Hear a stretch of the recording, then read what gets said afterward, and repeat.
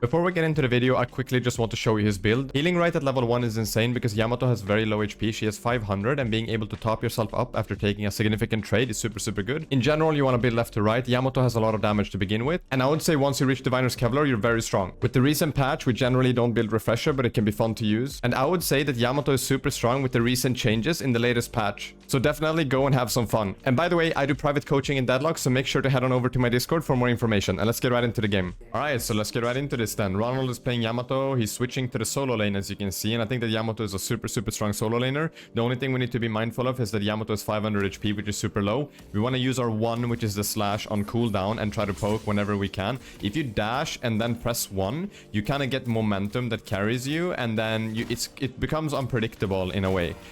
And the main focus, of course, is the wave. As we poke our opponent too, we try to see what we can do here. The slash is on cooldown, so... or off cooldown, sorry, and we just go for it. So with Yamato, you just want to try to poke as much as possible. Your right click does a lot of damage, and your 1 does a lot of damage. Yamato doesn't need a lot of damage items early on to be strong, and you're just winning your lane through poke, essentially. So you want to find creative angles with your right clicks. You want to do what he's doing here. He's dash slashing out, and it's actually very hard for your opponent to react to.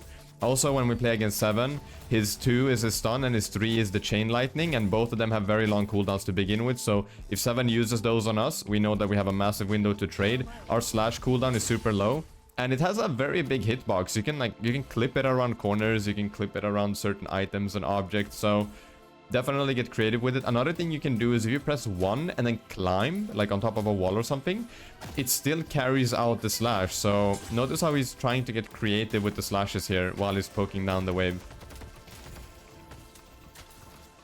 And the wave is just super important. We always focus the wave, and I think he's gonna go back and buy a healing right. I think healing right is insane value on Yamato because you get 45 HP. You get spirit power, and you also get an item that tops you up very fast. Because with Yamato, we take a lot of trades, we poke a lot back and forth. So just being able to get extra HP on command is super good. Also gives you that extra HP whenever we're jungling or moving between lanes for ganks. Yeah, the 7 is very scared here. He has to respect Yamato. I think Yamato in general is a hard matchup. I main Infernus myself, and I generally struggle with this matchup. The key to playing against Yamato really is to play outside of her range. So be mindful of how far the slash reaches. If the slash is on cooldown, you do have a trading window. As you can see here, 7 uses the stun and the ball, and now we know that the stun is on a long cooldown, so we can play a bit further back, and we have a window to trade here. Gets restorative shot, and it's also super good in this patch. You get 90 bullet shield, and it also heals you on a cooldown. So it's like a bullet. It's like the green bullet that you're gonna see here that heals you, and it heals more if you hit the 7 compared to minions, but it's still a nice heal that we get. Combine that with healing right, and we have a lot of sustain. Goes for the slash. You see how much damage we're doing now? We don't necessarily have any damage items here. Buys high velocity mag, gets even more bullet shield with that, and also faster bullet projectiles, which makes farming a bit easier for us. Yamato does not have the best gun to farm, but it is super doable, especially once we get high velocity mag. Another thing that you can do is if you get the wave pushed up to the stairs, you can slide backwards and right click your opponent. So you have like infinite ammo with an insane poke. And check it out, we're full HP doing this right now. Like resto shot and healing right just keeps us topped up the entire time. And now you see he's doing the sliding on the stairs and just poking the opponent while focusing on last hits and denies. 7 is in a pretty bad spot, and he's just naturally gonna fall behind here. Tries to go for the kill, but he's gonna get stunned. I like that he doesn't go all in there. Like, it's a lot of Yamato players, I feel like they would just grapple in and go. But it's about knowing your limits as well, you know? Like, we get stunned into a ball, we have such low HP, we can't really do super much right there. And the thing about Yamato too is, I don't mind, if you're newer to the game or you're like getting into Yamato and you don't have super much experience, I think it's fine to take some stupid fights, because Yamato is all about limit testing. It's about knowing when you are strong enough to get kills and trying your limits and seeing how far you can push the character. That's kind of the design of the character. Especially with the ultimate ability that snowballs you very hard. There is a massive change in this patch, however. You can actually die in your ult. Oh, and I think this could maybe lead to a kill if we chase. I'm not sure.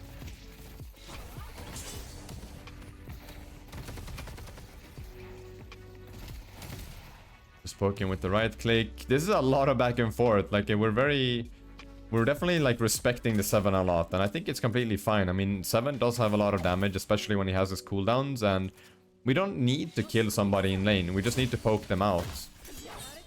But what I wanted to say earlier is that the Yamato's ult works differently now. So you can actually die in your ult, but you get a lot of resistance when you pop it. You also heal for 30% of your HP after the transformation finishes.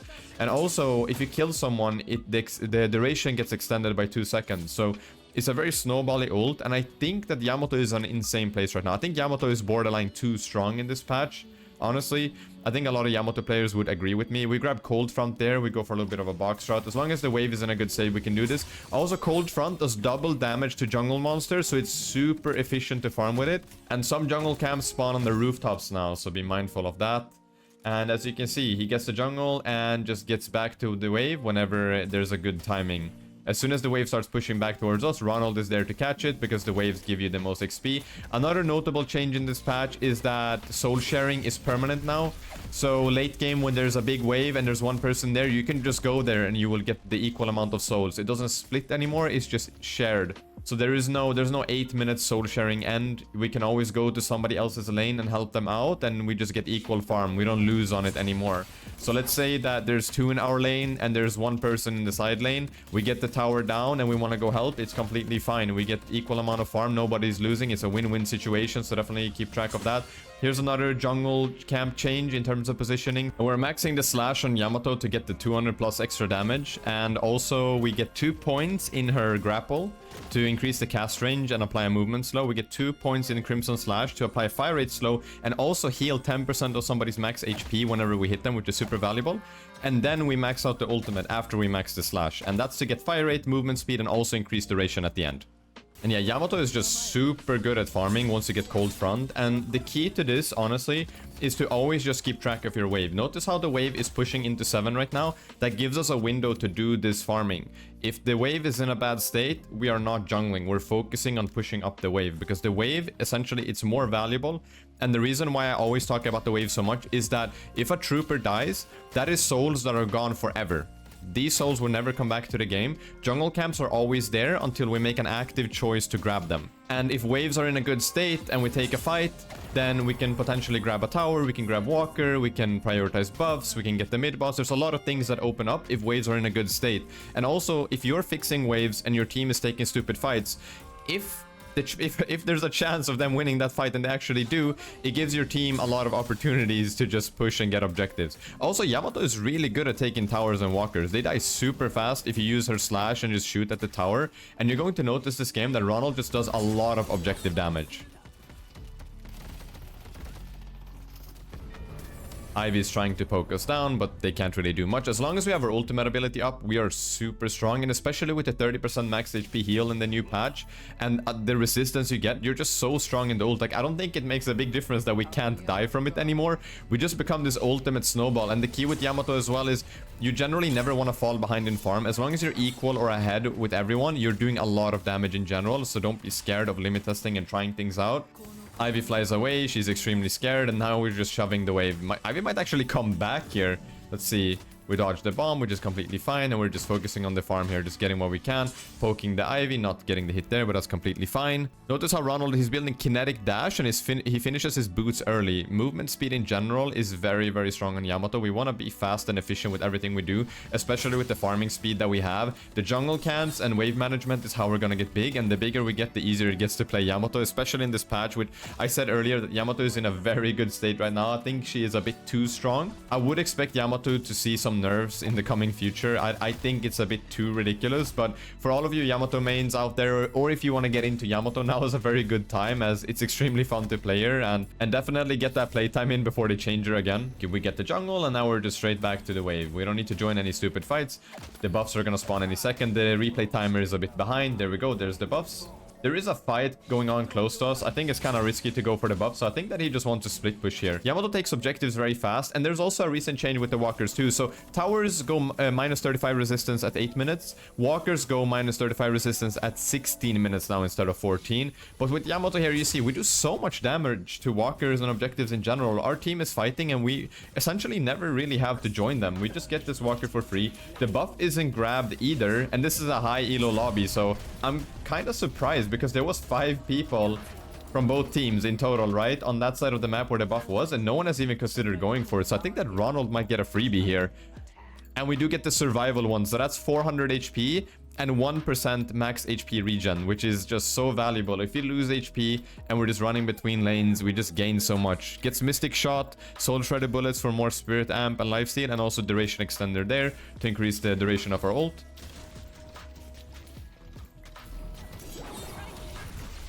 Tests out the damage on the Viscous there, pops the ult, and we can fight, you know, he can try. The ult also resets our cooldown, so be mindful of that. So whenever we're in a fight, we want to try to use as much as we can. Don't hold on to your ult for too long though. Don't try to find the perfect moment. Just try to use your cooldowns, pop your ult, because it refreshes your cooldown. And also the slash is way faster once you get out in, or once you get into your ult, so be mindful of that too. And yeah, here we had a window, and now we're just back to pushing the wave. The walker's down, so we can shove 2 waves here to get an automatic push. We don't need to move to the jungle just yet. I mean, we can grab this jungle while the next wave comes back to us, which is completely fine. But in general, we want to shove 2 waves to establish an automatic push. And what this leads to is that the wave pushes forward automatically, right? Which means that somebody on the enemy team has to match. They have to show on the minimap, and this gives us information of somebody's position, but also our team. So if our team is fighting on the other side of the map and somebody shows on the wave that we just pushed, it gives them valuable information there too. Also, Yamato's grapple goes through everything. It goes through all collisions, so if you hit it on someone, you just slide to them, which is, I think it's ridiculous, but I think it wouldn't work properly if it didn't work this way. You would just get stuck on walls, you would get stuck in random places. I think there was a bug a while back. Maybe it's still existent, but like sometimes you would grapple, you would like get stuck in a wall. I've seen it happen to Yamatos in the past. And I would say that we're looking to farm for Diviner's Kevlar at this point. Once you get Diviner's Kevlar on Yamato, you get so much Spirit Shield and Bullet Shield, and you just become this insane monster once you pop your ult. You have so much resistance. You heal for 30% of your max HP. I think even Healing Booster might be a very good item on Yamato. I haven't seen Ronald build it, but I think it can be pretty nice, because you could like... Because you heal 30% of your max HP, right? If you look at what Healing Booster does, it increases the effectiveness of our healing by 25%, and it increases your resistance to healing reduction by 15%. So we would heal a lot, considering it adds on to the 30% max HP heal on our ult. So if we are low HP, we could top ourselves up. It's a 1250 item. I don't know if there is slots for it, but maybe it could be an item to consider in the future. Being very efficient with the jungle here, just grabs all the boxes on the way, and to me it looks like Ronald is farming for that Diviner's Kevlar that I mentioned earlier. Also notice how we're not forcing any fights. Essentially, we don't never really have to force fights in this game. As long as we focus on good wave management, it gives us a lot of timings to do things on the map. So we can take jungle camps in between. Like I said earlier, we can contest the buffs at 10, 15, 20, because they spawn every 5 minutes, right? And kills will just... like, fights will just naturally come to us. You see, we grabbed the jungle, we got the waves, and now Lash is in this lane. We know Abrams and Ivy are here, and we're just naturally here. We're not forcing anything right here. We're just, again, back to the wave. It just so happens Ivy and Abrams are here, and we can just look to poke them down. We can look to scare them away, and then we just continue with the next objective. The next set of buffs are gonna spawn soon. The next urn is gonna spawn quite soon, so we're gonna hover this area, I think. We can also look to protect...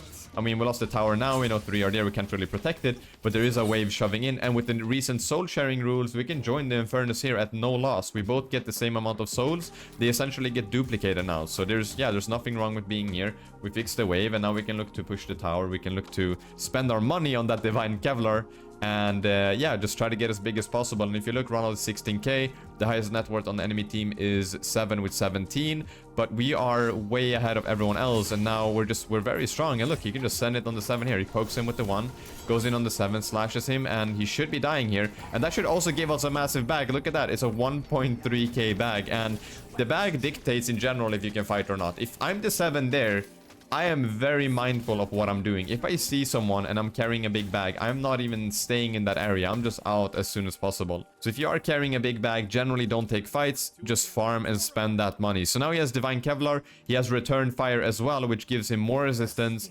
And it returns both bullet and spirit damage. Whenever we pop our ult, we can combo that with Return Fire. We get Divine Kevlar on top of that. And now we can also take Walker super fast, because we're past the 16-minute mark.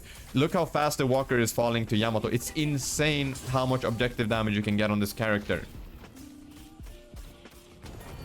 Getting both Walkers there. I mean, we have an extra flex slot. I think we already had 2 Walkers, which is completely fine.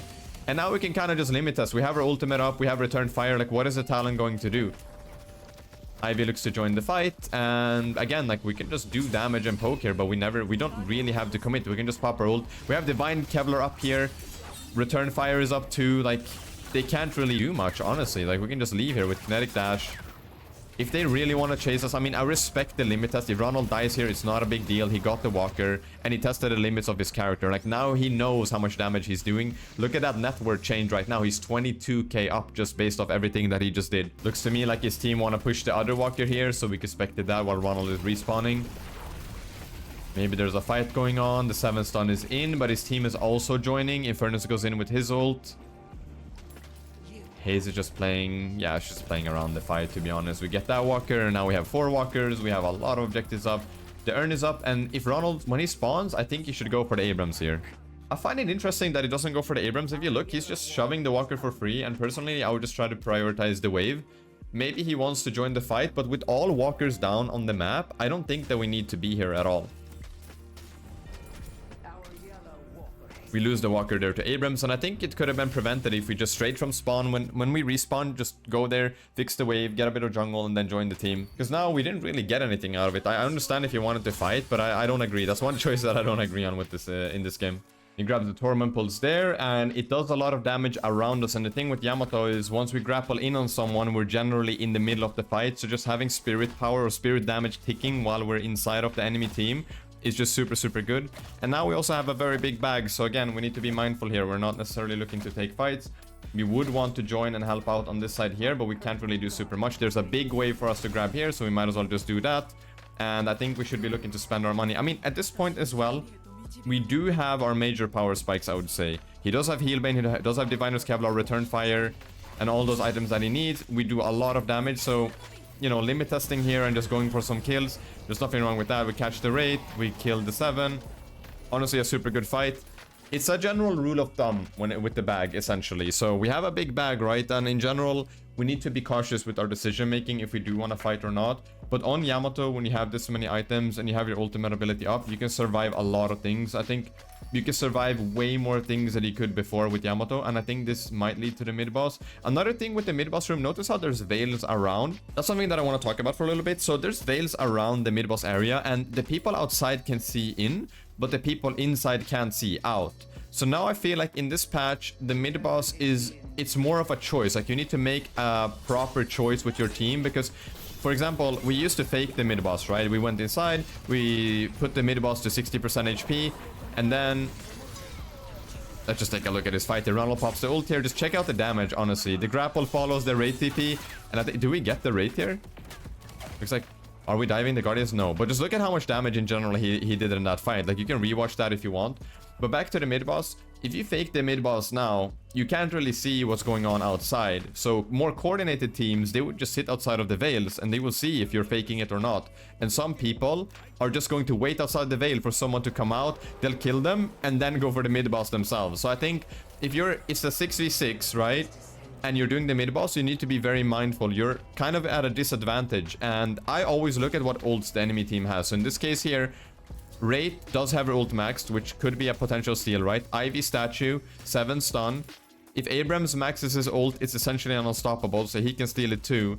And with Yamato, I mean, you can always go for the mid-boss steal because you can't be stunned. Like, you can't be cancelled in any way. So I think if you do have your ultimate ability up and you go for the mid-boss, you just want to use it to secure the rejuve. So we have something to counter all of them, essentially. But they have 4... I would say maybe Talonbird, also Viscous Punch can knock people up on the rejuve. So always be mindful of what the enemy team have when it comes to the mid-boss. And remember that you're kind of at a disadvantage if it's a 6v6 because the people outside can see what you're up to, but you can't see what they're planning. We grapple in, we have our ultimate ability, so we can limit us a bit here. We go straight to the Talon. Yeah, the damage is just nuts. And like, having your ult being this strong, like, you can survive everything. And look, he has metal skin now too. So we have return fire, metal skin. We have our ult. He's just in their base, just terrorizing the enemy team. There's 3 kills down. Just look at that. We can grapple in. We can pretty much dive this. Look. And that was actually cool. So Wraith tried to ult us, but he popped the ult to cancel it. And we're just in their base, chasing the Talon back to spawn. Like, it's so much damage. It's insane. Like, we have so much survivability. Like, how is he alive through all of this? It's nuts. And now we're just stacking up that objective damage. Yamato does so much. It's just a clean character. borderline too strong, I would say. So have fun with it. Have fun with it when your games. Enjoy it while it lasts. And also definitely check out Ronald. He's very good at the game. He's very good at Yamato. He has a lot of educational videos around Yamato. So if you're looking to learn her, he's your go-to resource, I would say. I always recommend him when it comes to Yamato. And I think we're gonna look to wrap up the game, I think. I mean, we have the mid-boss. We have all the shrines. The patron is down. Abrams is dead, so we do have the number advantage. The only thing we don't have is our own ult. And I think he might die here. Yep, he dies, but does his team finish up the game? A funny thing with Lash now, by the way, is if you're in the air and you ground slam, you drag people down with you. So if there's a Vindicta on the enemy team, or if there's a Talon, you can just slam them down with you, which is a very good change. I really like that. I really like that for Lash. Yeah, I'm not quite sure if they can end here. I mean, the rejuve, we have the rejuve, so fighting there's nothing wrong with that. If you can take a fight that you win, like even if you lose team members and you have the rejuve, you spawn faster than the enemy team. So look, Ronald's just back. He's just gonna go straight to the enemy base.